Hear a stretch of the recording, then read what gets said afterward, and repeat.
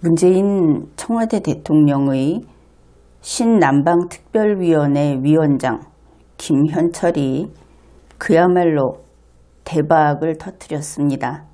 그 자신이 대박 이야기를 하기도 했습니다.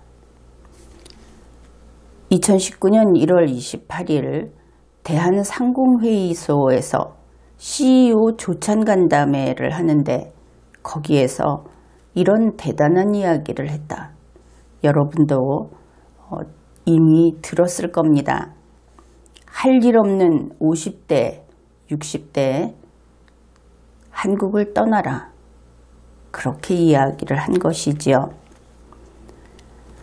50대, 60대라고 하면은 대한민국 전 인구층에서 대단히 그 층이 두터운 그런 인구층입니다. 그런데 그들더러 나가봐라 한 것이죠.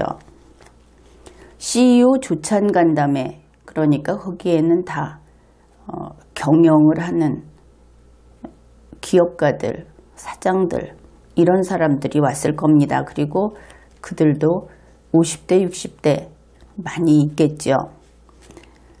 김현철 씨가 한 이야기는 이렇습니다.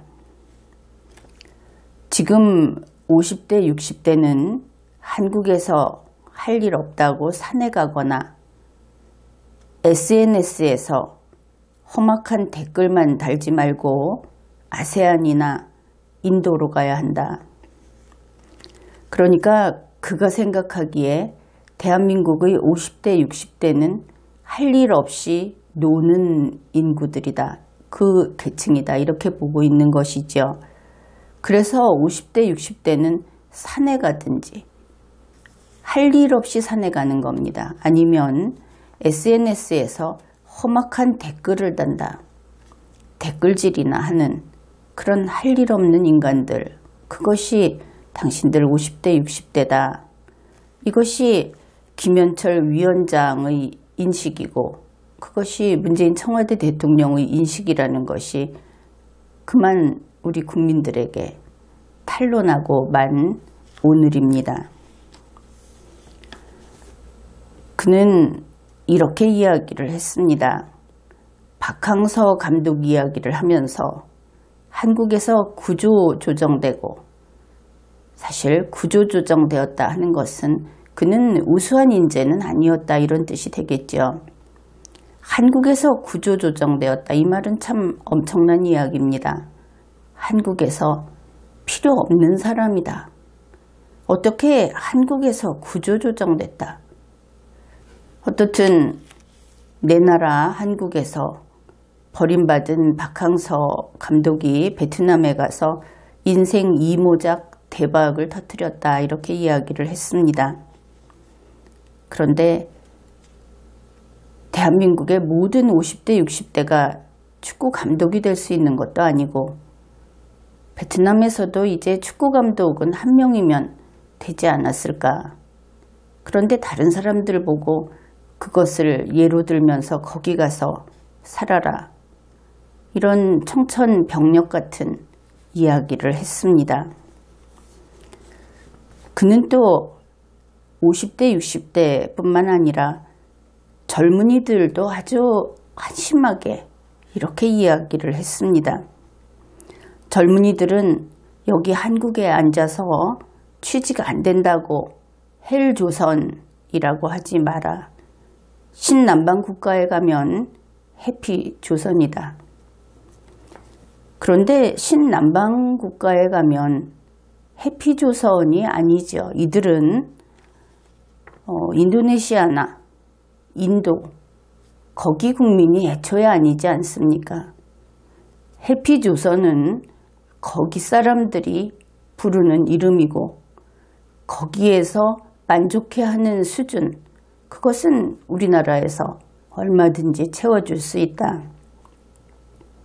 그런데 우리나라의 국민들이 우리나라의 젊은이들이 그 땅에 가서 거기에서 평균적인 그 수준을 가지고 어떻게 해피할 수 있겠습니까? 그곳에 있는 사람들은 한국에 오고 싶어 하는데 여기에서 정부가 그곳으로 가라. 이런 이상한 이야기를 하고 있는 것이죠. 그뿐 아닙니다. 국내 국립대학 국어국문과 취직 못하고 있는 학생들을 왕창 뽑아서 인도네시아 등에 보내고 싶다.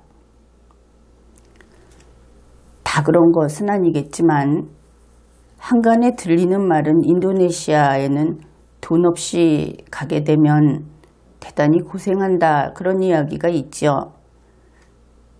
물론 다 그렇다는 것은 아닙니다. 그런데 거기에서 한국인들은 경호원을 데리고 다녀야 된다, 이런 것이 언론에 보도된 적도 있습니다. 어떻든 국립대학 국어국문과라고 예를 들었지만 이 사람이 하는 이야기는 취직 못하는 우리 젊은이들, 그들을 아예 무능한 자, 이 나라에서는 싹수가 노란 자, 그래서 후진국에 가서 그곳에서 빛을 발하고 살아라. 다시 말해서 뱀머리가 되라 하는 것이죠. 그런데 참 가혹한 이야기 같지 않습니까? 그는 그런데 이야기를 여기서 멈추지 않았습니다. 우리 국민은 50대, 60대도 내보내고 싶고 취직 못하는, 다시 말해서 경쟁력이 없는 것이지요. 국내에서 우수한 젊은이들은 아무리 사정이 어려워도 취직합니다. 그런데 거기에서 등수가 조금 밀리는, 일정 등수 이후에 자기들이 보기에 능력 없는 젊은이들 다 그런 데로 가라, 아세안으로 가라. 말은 좋지만 일단 우리보다는 모든 환경이 좀 더 원시적인 곳이 맞지요. 좀 더 자연적인 그런 곳입니다. 거기로 가라. 그래 놓고는 아세안 국민들을 받아들이는 노력을 하겠다. 그쪽 사람들은 여기 데려오고 싶다. 그렇게 이야기를 합니다. 그런데 아세안 국민들을 데려오고 싶은 그 속마음이 뒤에서 살짝 나타납니다. 북한과의 해빙무드를 가장 반길 국가들이 신남방이다. 김정은이 그랬다는 겁니다. 그래서 김정은이 그렇게 말을 했으니까 아세안 국민들을 들여오고 우리가 아세안하고 가까워지고 그러겠다. 그러면서 또 이런 이야기도 합니다. 아세안은 2차 세계대전 그리고 중국과의 전쟁을 통해서 강대국의 위협을 가장 잘 아는 국가들이어서 평화를 원한다. 강대국을 떼어버리고 싶어하는 반강대국 의식이 강하다. 그러면 이 전쟁, 그런 이야기를 했는데 이때 강대국은 누구일까? 미국과 일본은 당연히 들어가겠죠. 그리고 2차 대전도 있으니까 영국, 프랑스, 호주, 캐나다. 그리고 더 먼 과거로 간다면은 독일도 조금 포함시킬 수 있을 것이고 오스트리아, 또 포르투갈, 이런 것도 들어갈 겁니다. 그리고 분명하게 중국도 이야기를 했습니다.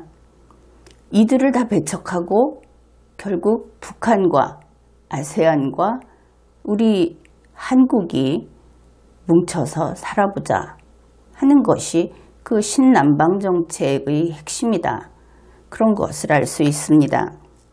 그런데 문재인 청와대 정부에서 이런 생각을 하는 것은 무엇보다도 경제가 추락하고 있다 하는 여러 가지 지표, 전문가들의 이야기, 그리고 우리의 경제 현실, 그것 때문이라고 할 수 있겠죠. 그러면은 정부가 잘못한 것이다. 국민들은 이렇게 이야기를 할 겁니다. 그런데 김현철 씨는 그것이 아니고 우리는 문제없다. 무슨 이유로 그렇게 자신 있게 이야기하느냐고 하면은 우리는 문재인 보유국이다. 그렇게 말을 하는 겁니다. 문재인이 있으니까 자기들은 옳고 자기들이 하는 것이 그것이 잘 사는 길이니까 아무리 무너져 내려도 그래도 계속 잘 살게 됐다고 주장하는 그들이니까 이런 이야기를 하는 겁니다. 오히려 그렇게 말을 하면서 문재인 정부에 도움이 안 되는 국민들을 이제는 내놓고 구조조정하겠다는 것이죠. 우리가 아니고 문재인 청와대 정부가 아니고 국민들, 당신들이 문제다. 그러니 당신들 한국을 떠나라. 한국에서 나가라. 실은 그런 엄청난 이야기를 한 겁니다. 국민 구조 조정이라고 하는 그들의 내심, 비밀 전략, 그것을 이야기한 것이다.